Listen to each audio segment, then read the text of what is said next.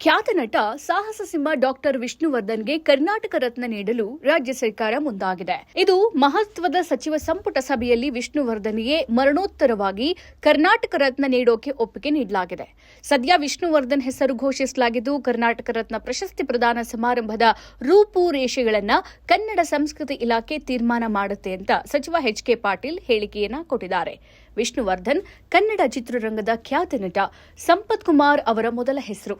September 18, 1950ರಲ್ಲಿ ಮೈಸೂರಿನಲ್ಲಿ ಜನಿಸಿದ್ರು.